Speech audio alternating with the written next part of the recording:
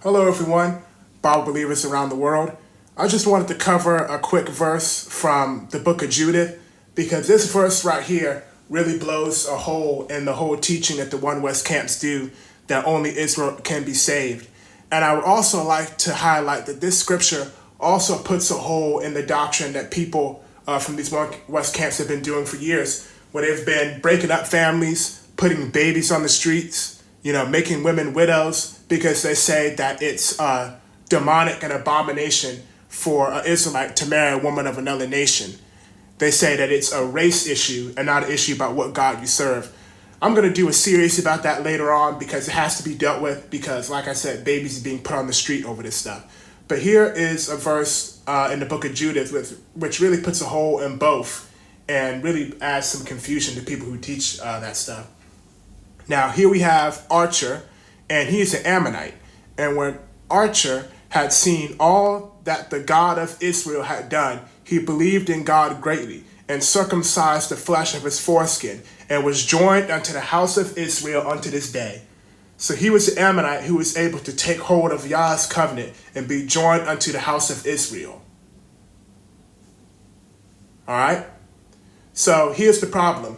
They say, oh, you have to marry within the house of Israel. You're going to hell if you marry that you marry that African chick. You're going to hell, and Best Buy is gonna fire you, and the whole earth is gonna blow up, and your kids is gonna be born with cancer, and it's all this type of stuff. But other nations can take hold of Yah's covenant and be a part of the house of Israel.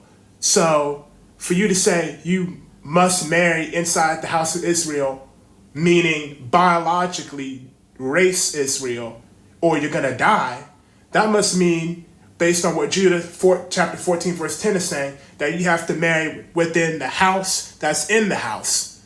Because people of other nations can take hold of a covenant and be a part of the house of Israel, but you're saying that they're demonic to marry, so you can't actually marry in the house of Israel. You have to marry within the house that's in the house, meaning you can't marry people in the house of Israel. You have to marry the ones who are black and the ones who are Jacob's seed.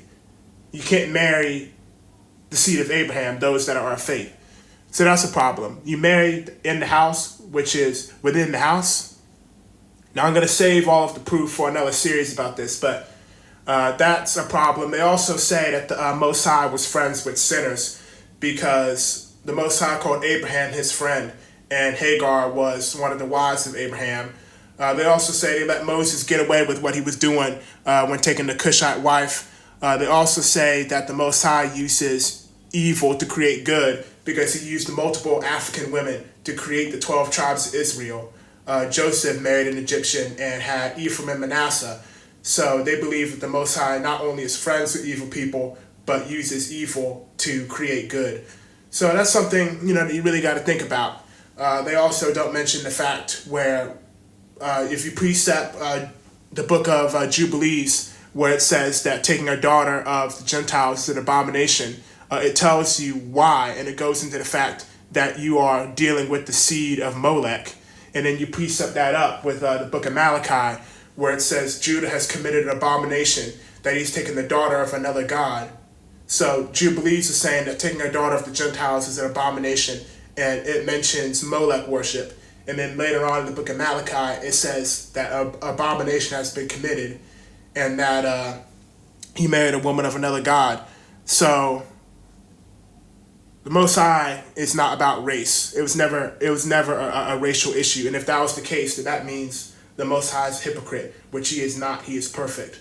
But once again, I'll save that for another series.